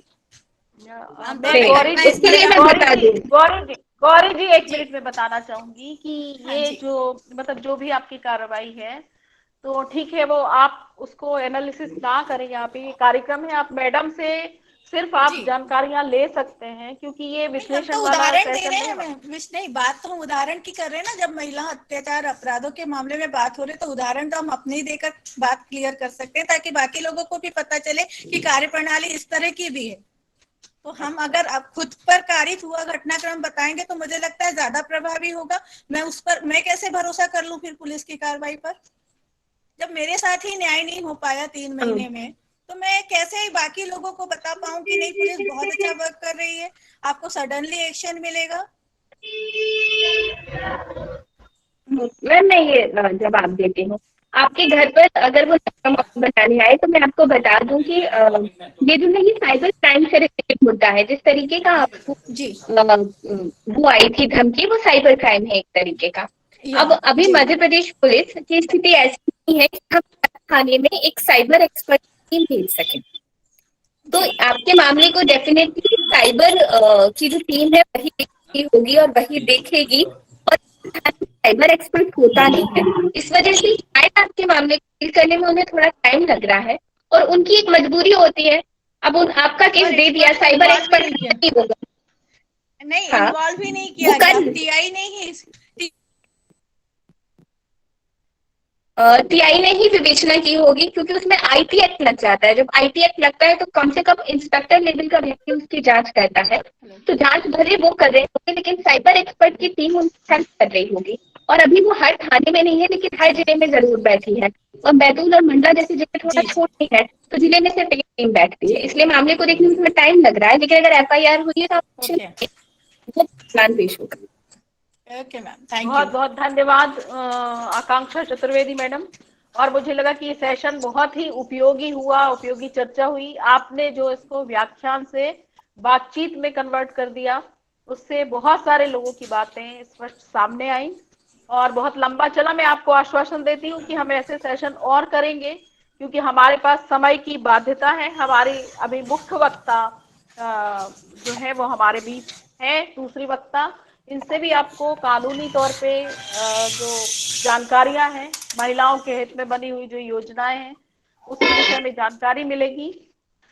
सादर आमंत्रित कर रही हूँ आकांक्षा चतुर्वेदी मैडम को बहुत बहुत धन्यवाद देते हुए कि उन्होंने अपने व्यस्त समय से ये समय निकाला।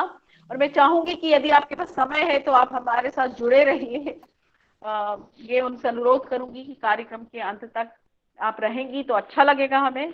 और यदि आपकी व्यस्तता है तो मैं आपको बहुत बहुत हृदय से धन्यवाद देती हूँ कि आप अपने महाविद्यालय में हमारे आमंत्रण को स्वीकार करके आई। तो बहुत बहुत आभार आपका। हमारे बीच हमारी दूसरी वक्ता हैं तनु कुरारिया जी। ये आपको बता दूं कि आज ऐसा एक संयोग है कि आज हमारे कॉलेज की 2 भूतपूर्व छात्राएं हमारे साथ जुड़ी हुई हैं। तो तनु कुरारिया जी ने भी शासकीय मानकुरवाई कला एवं वाणिज्य महाविद्यालय से बीकॉम और एमकॉम की उपाधि प्राप्त प्रथम श्रेणी में प्राप्त की है। फिर आपने एलएलबी तथा एलएलएम रानी दुर्गावती विश्वविद्यालय से उपाधियां प्राप्त की है। वर्तमान में आप मध्य प्रदेश उच्च न्यायालय में अधिवक्ता हैं और आप महिलाओं के हितार्थी अपनी जो प्रैक्टिस है वो कर रही हैं। महिलाओं को न्याय मिले इसके लिए आप कटिबद्ध हैं।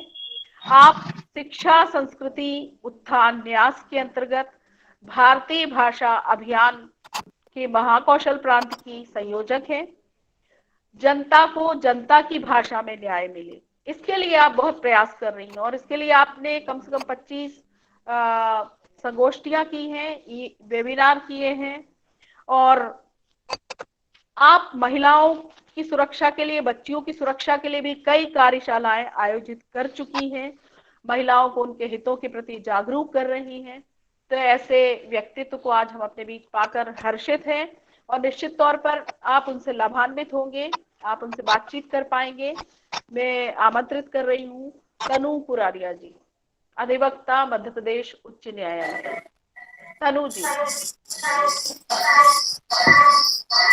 आज के मुख्य अतिथि आकांक्षा चतुर्वेदी जी, प्राचार्य मानकुवर बाई श्रीमती लीला जी एवं श्रीमती डॉक्टर स्मृति शुक्ला मैम एवं आज के वेबिनार में उपस्थित सभी को मेरा नमस्कार। आज ये वाकई में बहुत विशेष सहयोग की बात है कि ऐसा कुछ हुआ कि आज आकांक्षा मैम और मैं, कहा जाए कि एक सेहोरा की बेटी है और एक सेहोरा की बहू, आज दोनों ही एक ही मंच पे उपस्थित हैं। मुझे बहुत ही खुशी महसूस हो रही है आज आकांक्षा जी को देखकर। विषय है महिलाओं के कानूनी अधिकार एवं विधिक सहायता। कानूनी अधिकार, कानूनी अधिकार मतलब वे अधिकार जिनको एक महिला को जानने, समझने का और जरूरत पड़ने पर उसका उपयोग कहाँ और कैसे करने इससे मतलब है। किसी भी देश की उन्नति इस बात पर बहुत निर्भर करती है कि वहां की महिलाओं को सुरक्षित वातावरण उपलब्ध हो, उन्हें प्रगति के लिए बराबरी का दर्जा उपलब्ध हो, ताकि वे पुरुषों के कंधे से कंधा मिलाकर चल सकें। इसी को ध्यान में रखते हुए हमारे संविधान एवं विभिन्न कानूनों के माध्यम से महिलाओं को सबल बनाने का भरपूर प्रयास किया गया है। मैं अपने विचार भारतीय संविधान से शुरुआत करती हूँ, जिसके माध्यम से महिलाओं को कुछ विशेषाधिकार प्राप्त हैं। ये विशेषाधिकार मूल अधिकार में सन्निहित होते हैं। मूल अधिकार वे अधिकार होते हैं जो व्यक्ति के जन्म से लेकर उसके मरण तक रहते हैं, जैसे जीवन जीने का अधिकार, रोजगार का अधिकार एवं व्यक्ति को अपने आप को सुरक्षित एवं स्वस्थ रखने का अधिकार। इसी परिप्रेक्ष्य में मैं भारतीय संविधान के कुछ अनुच्छेद आपको बताना चाहती हूँ। अनुच्छेद 14 में विधि के समक्ष समता का अधिकार बताया गया है, अर्थात राज्य के द्वारा जो विधि निर्मित होगी वह सभी पर समान रूप से लागू होगी, चाहे वो स्त्री हो या पुरुष हो। अनुच्छेद 15 धर्म, मूलवंश, जाति के आधार पर राज्य किसी से भेद नहीं करेगा। अनुच्छेद 15 का सब क्लॉज 3 यह कहता है कि राज्य अपने स्त्री व बच्चों के लिए विशेष विधि पारित कर सकता है। अनुच्छेद 16 में महिलाओं को लोक नियोजन, लोक सेवाओं के अवसर की समानता का अधिकार देता है। अनुच्छेद 23 व 24 शोषण के विरुद्ध अधिकार एवं दुर्व्यवहार, बेगार, बालाश्रम आदि का प्रतिषेध करता है।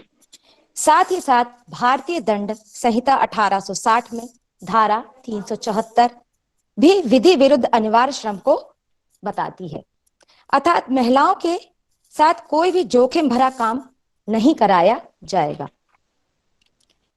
अनुच्छेद 39 का स्त्रियों की शोषण से रक्षा, समान न्याय और निःशुल्क विधिक सहायता उपलब्ध कराने का उपबंध करती है।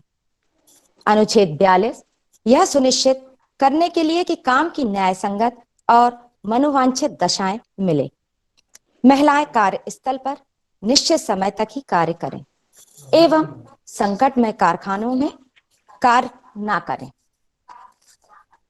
अनुच्छेद 51 का सब क्लॉज 3 मूल कर्तव्य के अंतर्गत समाज ऐसी प्रथाओं का त्याग करे जो स्त्रियों के सम्मान के विरुद्ध हो।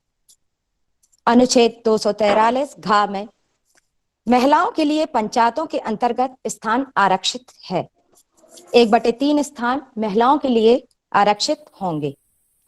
चूंकि मैं अधिवक्ता के रूप में कार्य करती हूँ, इसलिए मैंने पाया कि महिलाएं अधिकांशतः घरेलू हिंसा, कार्यस्थल पर मानसिक एवं शारीरिक उत्पीड़न एवं दहेज जैसी संबंधित प्रताड़नाओं से घिरी हुई है। अतः मैं आपको अपने विचार इन्हीं विषयों पर रखना पसंद करूंगी और आपको बताना भी चाहती हूँ।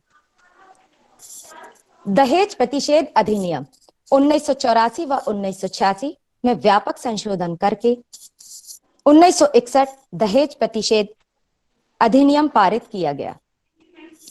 आज दहेज एक ज्वलंत समस्या बनकर हमारे समाज की महिलाओं को काल के ग्राह में डाल रही है। दहेज लेना व देना दोनों ही दंडनीय अपराध माने जाते हैं।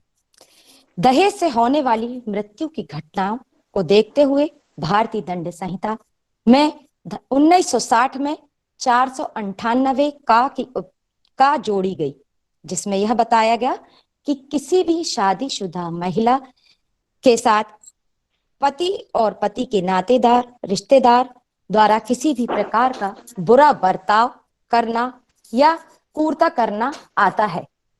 अगर व्यक्ति इस प्रकार का कुछ भी व्यवहार करता है तो उसके लिए दंड का प्रावधान है।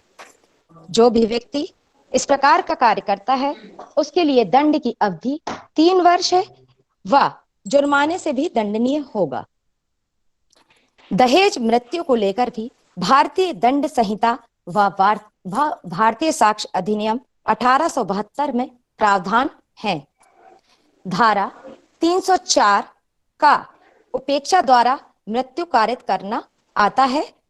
जो भी व्यक्ति उतावलेपन से या उपेक्षापूर्ण किसी भी ऐसे कार्य को करता है जिससे मृत्यु हो जाए, तब माना जाता है कि उसने उपेक्षा कारित की है।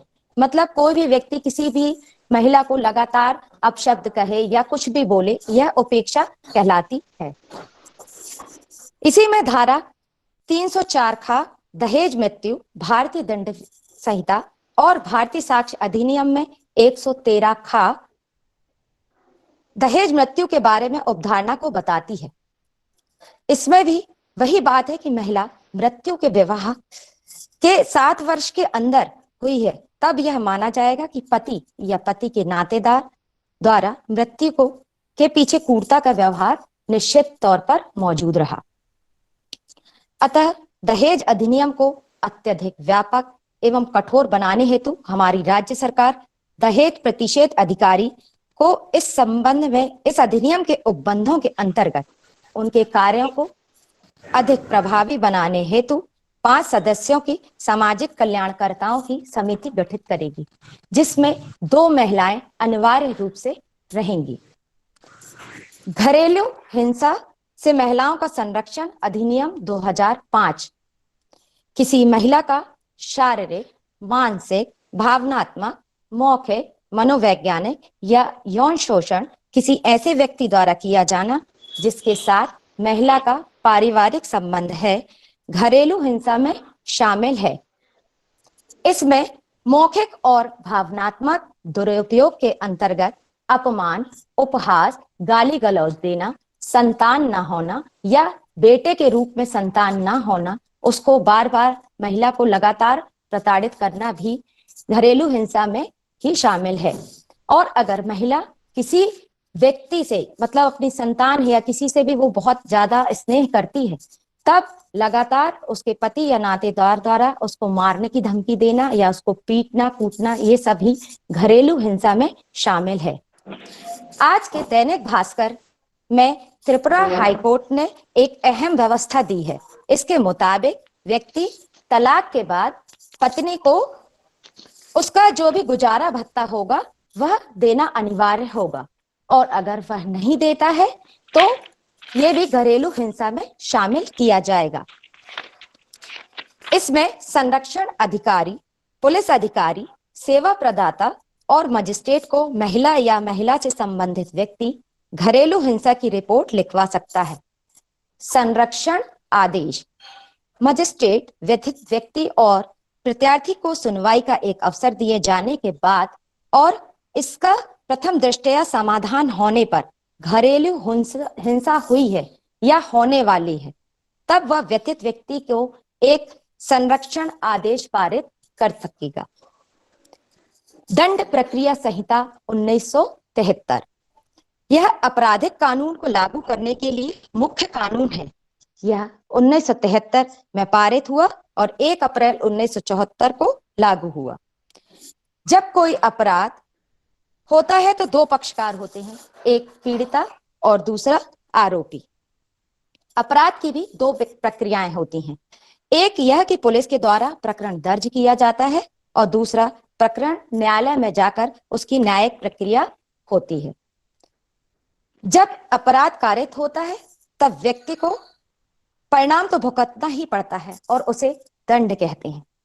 अतः जिन खराब व्यवहारों के या गुनाहों को या दुर्व्यवहारों से अपराध जनित होता है वह अपराध है या नहीं, यह हमको बताता है भारतीय दंड विधान। वह प्रक्रिया चलती है दंड प्रक्रिया संहिता के माध्यम से। दंड प्रक्रिया संहिता की धारा 46 यह बताती है कि गिरफ्तारी कैसे हो। अगर किसी महिला के लिए गिरफ्तारी होती है तब उसमें यह बताया गया है कि उस महिला को गिरफ्तार करने के लिए महिला ही जाएगी। एक धारा 125 यह बताती है कि कोई भी पत्नी जो अपना भरण पोषण करने में असमर्थ है, कोई भी अवयस्क संतान, कोई माता पिता जो अगर अपने लिए भरण पोषण नहीं कर पाते, असमर्थ हैं, तब वे मजिस्ट्रेट के पास जाकर उस अपने भरण पोषण की मांग कर सकते हैं। मजिस्ट्रेट उस व्यक्ति को 25 के तहत मासिक भत्ता या मासिक दर निश्चित कर देते हैं। धारा 125 व 128 पत्नी स्त्रियों को पुरुष से भरण पोषण प्राप्त करने का अधिकार प्राप्त है। इसमें पत्नी चाहे तलाकशुदा हो या पृथक रह रही हो, दोनों ही कंडीशन में वह भरण पोषण प्राप्त कर सकती है। महिलाओं का कार्यस्थल पर लैंगिक उत्पीड़न अधिनियम 2013 भारत की वयस्क महिलाओं की जनसंख्या जनगणना 2011 में अगर देखा जाए तो पता चलता है कि 14.58 करोड़ महिलाएं जो कि 18 वर्ष से अधिक उम्र की थीं, उनके साथ यौन उत्पीड़न जैसा अपमानजनक व्यवहार हुआ है। सवाल यह होता है कि वास्तव में कितने प्रकरण दर्ज हुए हैं। राष्ट्रीय अपराध अनुसंधान ब्यूरो के अनुसार वर्ष 2006 से 2012 के बीच आईपीसी की धारा 358 के अंतर्गत 2,83,407 और धारा 509 के तहत 71,843 और बलात्कार के 1,54,251 प्रकरण दर्ज हुए हैं। मतलब साफ है कि बलात्कार के अलावा उत्पीड़न के अन्य आंकड़ों को आधार बनाया जाए तो साफ जाहिर है कि अब भी वास्तविक उत्पीड़न 1% मामले भी सामने नहीं आते हैं। अंततः यह स्वीकार किया जाने लगा है कि महिलाएं भी कामकाजी प्राणी हैं और वे काम की जगह पर भी हिंसा की शिकार होती हैं।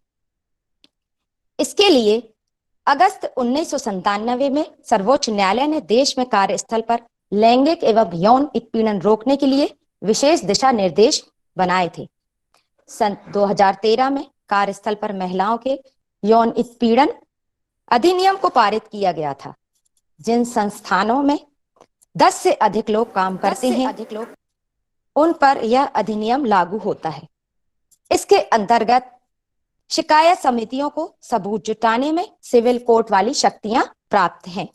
यदि कोई नियोक्ता अधिनियम के प्रावधानों का उल्लंघन करता है तब उसे 50,000 तक का जुर्माना देना पड़ेगा। ये अधिनियम अपने क्षेत्र में गैर संगठित क्षेत्रों, ठेके के व्यवसाय में भी लागू होता है, जैसे दैनिक मजदूरी और घर में काम करने वाली नौकरानियां, श्रमिकों, मजदूरों आदि। इस अधिनियम में यौन उत्पीड़न को परिभाषित किया गया है, जिसके अंतर्गत महिला की इच्छा के खिलाफ छूना या छूने की कोशिश करना, शारीरिक रिश्ता, यौन संबंध बनाने की मांग करना, यौन स्वभाव की अश्लील बातें करना, गंदे इशारे करना, अश्लील तस्वीरें, वीडियो, फिल्म दिखाने की कोशिश करना इत्यादि शामिल है। यदि कोई महिला कभी कार्यस्थल पर पीड़ित होती है तो वह इसकी शिकायत संगठन, संस्थान की आंतरिक शिकायत समिति से कर सकती है। ऐसे सभी संगठन या संस्थान जहां 10 से अधिक कर्मचारी हैं, आंतरिक शिकायत समिति गठित करने के लिए बाध्य है। जैसे संगठन ने आंतरिक शिकायत समिति गठित नहीं की तो पीड़िता स्थानीय शिकायत समिति से शिकायत कर सकती है या महिला थाने में आईपीसी की धारा 354 के तहत एफआईआर दर्ज कर सकती है। यह बात बताना अत्यंत ही महत्वपूर्ण है कि जो भी शिकायत महिला करती है वह लिखित में होनी चाहिए। घटना के 3 महीने के अंदर ही शिकायत होनी चाहिए। यदि पीड़िता शिकायत करने की स्थिति में नहीं है तो उसका कोई मित्र, कोई रिश्तेदार या जो उससे संबंधित हो वह महिला की शिकायत दर्ज करा सकता है। जांच समिति अपनी रिपोर्ट 90 दिनों में नियोक्ता को सौंपेगी एवं आरोपी के खिलाफ कार्यवाही के लिए सुझाव देगी। भारतीय दंड संहिता 1860 के अंतर्गत महिलाओं के विभिन्न धाराओं के अंतर्गत प्रावधान उल्लेखित हैं। धारा 292, 293, 294 के अंतर्गत कोई व्यक्ति महिला के प्रति अश्लील गाने, अश्लील शब्द गाएगा, सुनाएगा या उच्चारित करेगा तो वह साधारण या सश्रम दोनों ही किसी भी प्रकार के कारावास से, जिसकी अवधि 3 मास तक की हो सकेगी, दंडित किया जाएगा। भारतीय दंड संहिता की धारा 354 में स्त्री की लज्जा भंग करने के आशय से उस पर हमला आपराधिक बल का प्रयोग के विषय में वर्णित है। आईपीसी की धारा 376 बलात्कार एवं 377 प्रकृति के विरुद्ध अपराध से संबंधित है, जिनसे शिकार हुई महिलाएं इन धाराओं के तहत प्रकरण दर्ज करा सकती हैं। आईपीसी की एक महत्वपूर्ण धारा है 494। इसके अनुसार कोई पति या पत्नी पति के जीवित रहते विवाह करेगा तो वह शून्य माना जाएगा, परंतु यह धारा उन पर लागू नहीं होती जिन लोगों को व्यक्तिगत विधि के अंतर्गत यह अधिकार दिए गए हैं। अनैतिक व्यापार निवारण अधिनियम 1956 के अंतर्गत भारत की सीमाओं के भीतर किसी भी प्रकार से मानव शरीर का संभोग हेतु खरीदा जाना या बेचा जाना पूर्णतः प्रतिबंधित है। मातृत्व लाभ अधिनियम के अंतर्गत महिलाओं को विशेष अवकाश की भी सुविधा का प्रावधान दिया गया है। अगर हम देखते हैं तो विधिक सहायता की दृष्टि से हम पाते हैं कि भारतीय महिला आयोग भी 31 जनवरी 1992 में गठित एक संवैधानिक निकाय है। यह एक ऐसी इकाई है जो शिकायत या स्वतः संज्ञान के आधार पर महिलाओं के संवैधानिक हितों और उनके लिए कानूनी सुरक्षा उपायों को लागू कराती है। इसका मुख्यालय दिल्ली में है।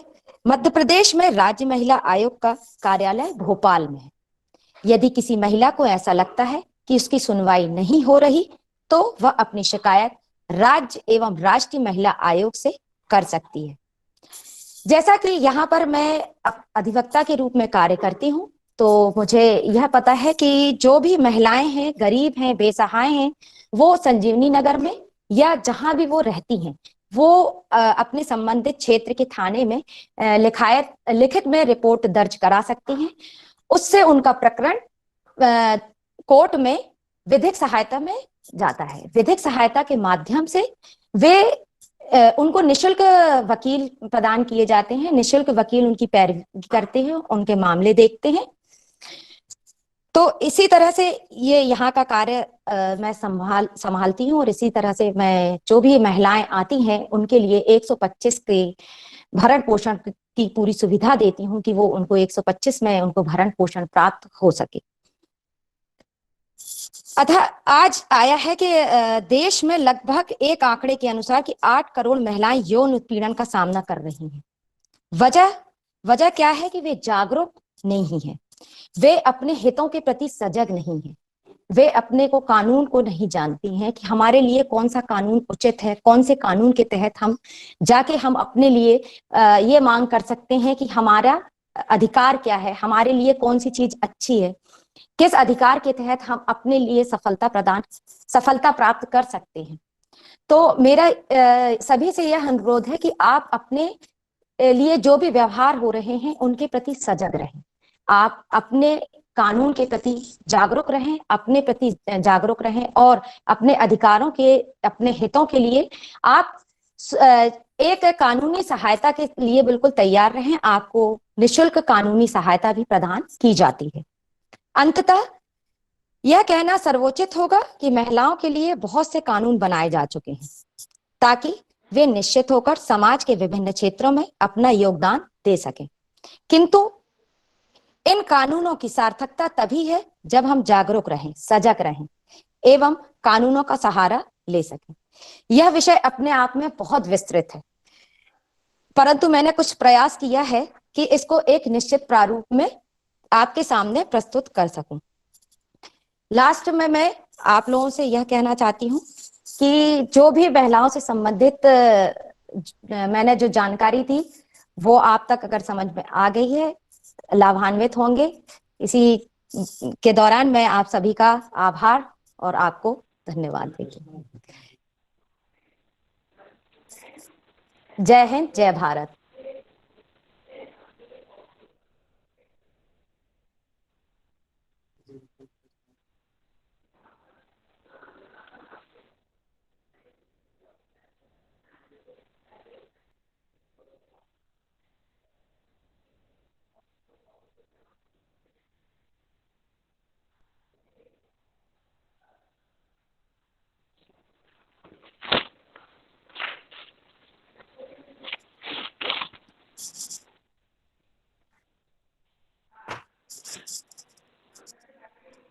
धन्यवाद तनु जी।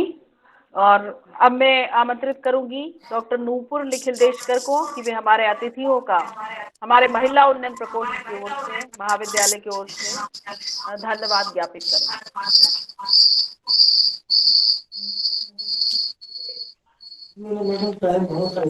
धन्यवाद मैडम, धन्यवाद। मुझे गर्व है कि आज की मुख्य अतिथि और मुख्य वक्ता हमारे महाविद्यालय की हमारी ही छात्राएं हैं। द्वय अतिथि युवा हैं और वैचारिकता से ओजपूर्ण है। आपका मार्गदर्शन बहुमूल्य है।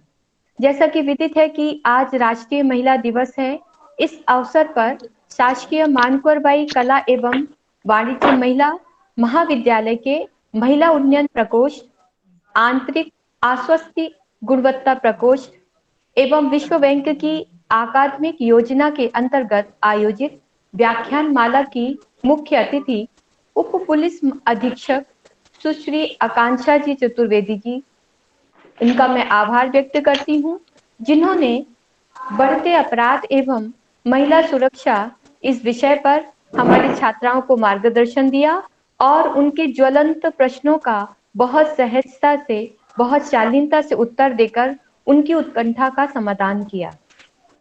मैं आभारी हूँ मध्य प्रदेश उच्च न्यायालय जबलपुर की अधिवक्ता श्रीमती तनु कुरसिया जी का, जिन्होंने महिलाओं के कानूनी अधिकार एवं निशुल्क विधिक सहायता के संबंध में छात्राओं को अवगत कराया और उनको उनके अधिकारों से परिचित कराया। आज की व्याख्यान माला में शामिल सभी प्राध्यापकों, छात्राओं एवं प्रतिभागियों के प्रति भी मैं हृदय से आभार व्यक्त करती हूँ, जिनकी उपस्थिति ने आज के इस कार्यक्रम को गरिमामय बनाया।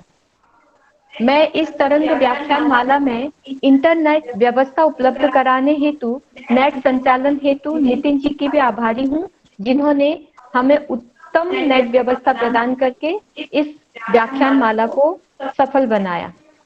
पुनः आप सभी का मैं अपने महाविद्यालय की तरफ से आभार व्यक्त करती हूँ। धन्यवाद। वंदे मातरम।